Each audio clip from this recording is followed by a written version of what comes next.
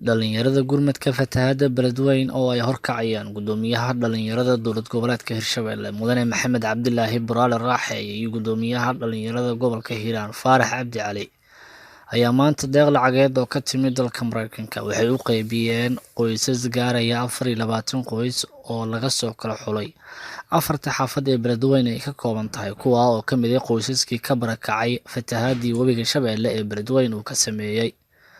deeqda lacageed oo dhameed $1,200 Mareykanka ah ayaa ka timid Muxsin Cismaan Axmed Nuur oo ku nool gobolka Wisconsin gaar ahaan degmada Green Bay ee cariga dalka Mareykanka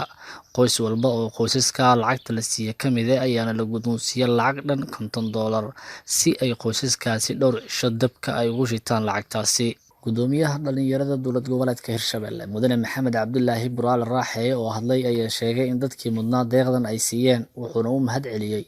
Muxsinka lacagtan u soo wakiishay bixinteeda maanta waxaan deeq lacageed oo $1,200 oo ka timid wadanka Mareykanka gobolka Wisconsin degmada Green Bay walaalkeen oo nooga soo diray lacag dhan $1,200 oo u soo dirsaday dadka reer beledweyne Ismaan Axmed Nuur waxaan leeyahay waa maasanta walaalo $1,200 oo soo dirsatay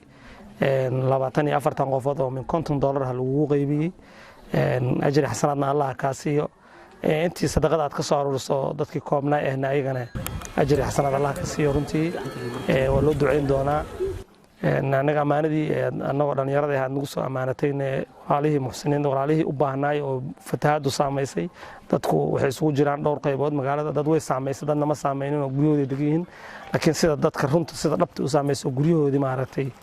ka burbureen runtii waa soo gaarsiinay wabillahi tawfiiq gudoomiyaha ururka dhalinyarada gobolka Hiiraan Faarax Cabdi Cali ayaa kaga mahad celiyay Muxsinka lacagtan soo dhiibtay wuxuuna alle uga baryay in bedel khayr qaba uu siiyo bismillaahir rahmaanir rahiim maanta dhiibnay lacag deeq ah oo nooga timid wadanka Mareykanka walaalkeen Ismaaciil Axmed Nuur oo soo dhiibay oo ku nool wadanka Mareykanka lacagtaas oo aan u qaybinay 24 qoys oo dan yar ah waxaan siinay على قوس $50 taasoo noqonaysa $1,200 marka waxaan leenahay dadkan oo dadkii ay dhibaateeyeen ama maartay ay saameeyeen dadkii xoog badnaa ee ka dhacay magaalada beledweyne iyo waxigeeda waxaan leenahay ayagana insha Allah dadkii la siiyay maarta calafkooda iyo daawo Allah uga dhigo dadkii soo dhiibtan waxaan leenahay badal khayr qabo oo dunya aakhira Allah u bedelo assalaamu calaykum waraxmatullaahi wabarakaatuh qoysaskii ka faa'iideystay deeqdan lacageed ee ka timid Muxsinka Soomaaliyeed ee dalka Mareykanka ku nool ayaa dhankooda u mahad celiyay walaalka Soomaaliyeed ee la qaybsaday dhibaatadii